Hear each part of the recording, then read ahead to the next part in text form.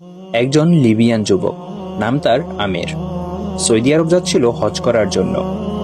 যেইমাত্র সে এয়ারপোর্টে পৌঁছালো, তার নাম নিয়ে নিরাপত্তা সংক্রান্ত একটি সমস্যা দেখা দিল। নিরাপত্তা বাহিনীর লোকেরা তাকে বলল, একটু অপেক্ষা করো, আমরা চেষ্টা করছি সমস্যাটা সমাধান করতে। এই সময়ে অন্য সব হাজিরা তাদের প্রক্রিয়া শেষ করে প্লেনে উঠে পড়ল, আর প্লেনের দরজা বন্ধ হয়ে গেল। কিছুক্ষণ পর সমস্যা ঠিক হয়, কিন্তু পাইলট দরজা খুলতে রাজি হলো না। প্লেন চলতে শুরু করলো এবং আমেরকে ফেলে রেখে উঠে গেল। অফিসার তাকে সান্ত্বনা দিয়ে বলল, মন খারাপ করো না, হয়তো এটা তোমার কপালে ছিল না। কিন্তু আমেরের ছিল অটল বিশ্বাস। সে উত্তর দিল, আমার নিয়ত হজে, ইনশাআল্লাহ আমি হজে যাবই।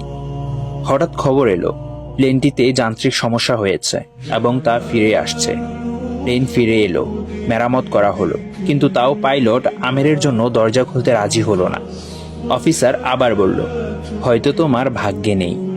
কিন্তু আমের ছিল ধীর প্রতিজ্ঞ, স্থির ও ধীরচেতা। সে বলল, আমার নিয়ত হজের, ইনশাল্লাহ আমি হজে যাবই। প্লেন আবার উড়ে গেল। কিছুক্ষণ পর আরেকটি খবর এলো, প্লেনে আবারও সমস্যা হয়েছে। এবার পাইলট নিজেই বললেন, আমি আর উড়ব না যতক্ষণ না আমের প্লেনে ওঠে। শেষ পর্যন্ত আমের প্লেনে উঠল। সৌদি এয়ারপোর্ট থেকে সে একটি ভিডিও করল। তার আনন্দ ছিল বর্ণনার বাইরে।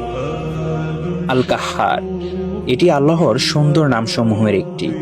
এর অর্থ, তিনি কারণগুলোকেও পরাস্ত করেন, আপনার জন্য সব নিয়ম ভেঙে দিতে পারেন, কেবল আপনাকে সন্তুষ্ট করার জন্য। তাই কিভাবে কখন এসব নিয়ে বেশি চিন্তা করো না, যতক্ষণ তোমার বিশ্বাস থাকে যে আল্লাহ সবকিছুর উপর ক্ষমতাবান। বিশ্বাস করো, তিনি পরিস্থিতি উল্টে দেবেন, তোমার পথ সহজ করে দেবেন, এমনকি অসম্ভবকেও বাস্তবে রূপ দেবেন।